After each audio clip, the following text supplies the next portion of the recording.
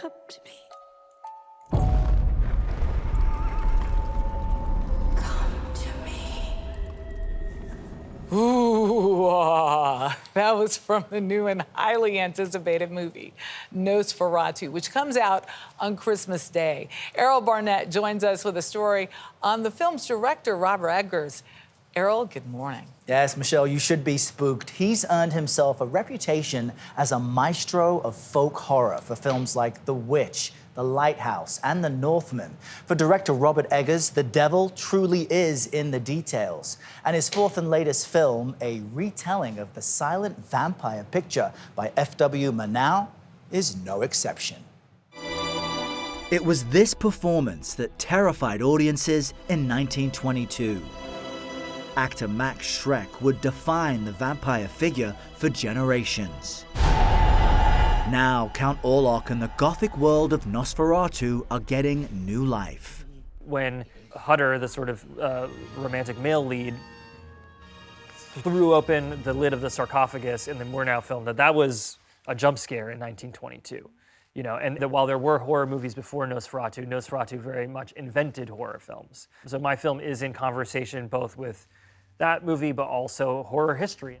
We caught up with Robert Eggers at Lyndhurst Mansion in Tarrytown, New York, where you might find the history-obsessed. I think if I wasn't some kind of a storyteller or a visual artist, I probably would have been an archaeologist. So the act of research just excites me. Pray for thy brother.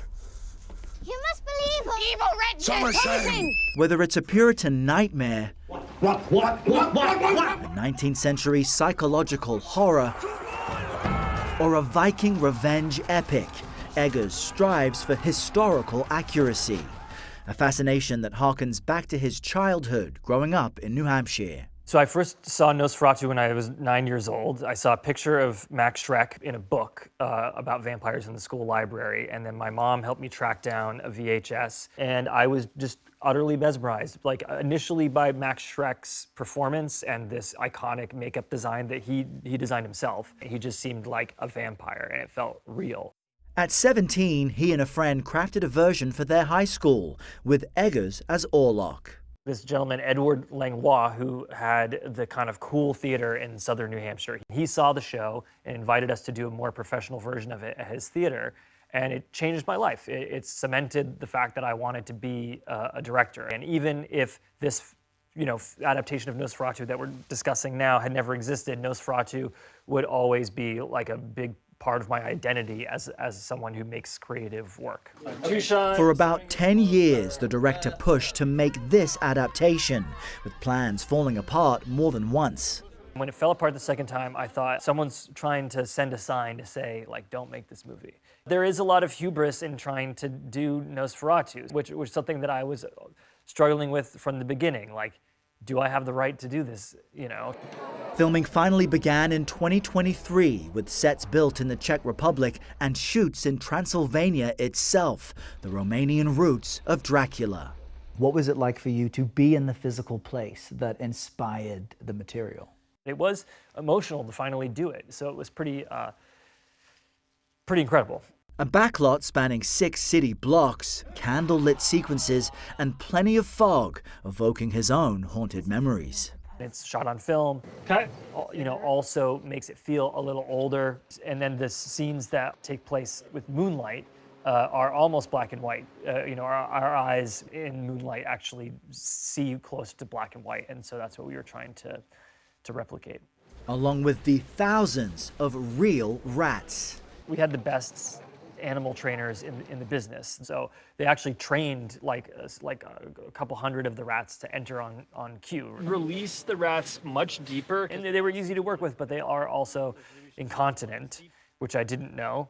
And so the smell is quite overwhelming. A spirit of comfort. Eggers also reimagines the story in the eyes of protagonist Ellen, played by Lily Rose Depp, showing her as a victim of the evil that stalks her and 19th century society itself. Lily is tremendous, and the way she's able to plug herself into this dark, haunted place quite easily is very impressive. And then she worked with a choreographer who specializes in a Japanese dance tradition called Buto. And I looked at Charcot, who was this 19th century psychologist who studied hysteria. He had illustrations commissioned of every hysterical attitude, every pose that his patients would make for various reasons. Depp is joined by other powerful performers. Hearken to my voice. The one and only Willem Dafoe keeps Yes. coming back to work with you. Willem just kind of gets the joke of life, you know? Which means what?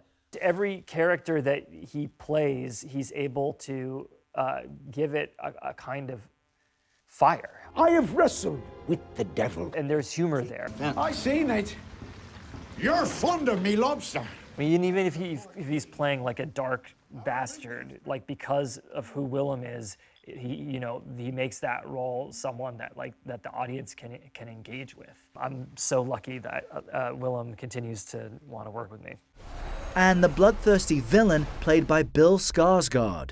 We won't spoil the reveal, but he is unrecognizable. And the vampires in the folkloric tradition are walking corpses.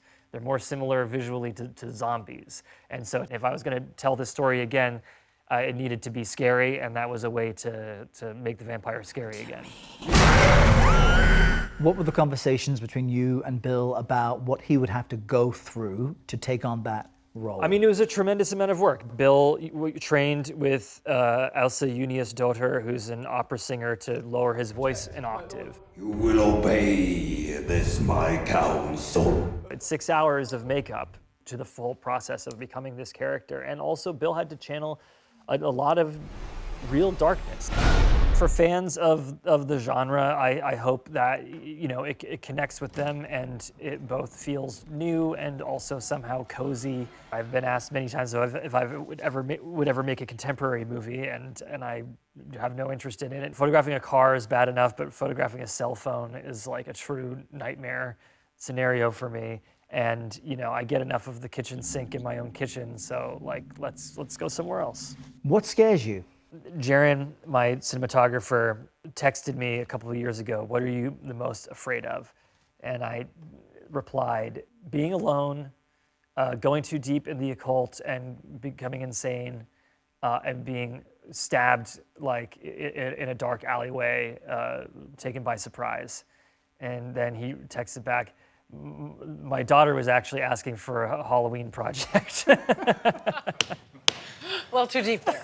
Well, one of the original production designers on Nosferatu was believed to be a serious occultist, and that's why the look of the original film felt so real to people. So for Robert to say, look, I'm afraid of getting too deep into this, and he goes deep with the source material is quite relevant. I love legend and I love history, so it's the perfect combination. I can't wait to see it. And we spoke more about this. He spoke about how folk tales are relevant to us today, so we'll have the full chat on YouTube soon. All right, thanks, Errol.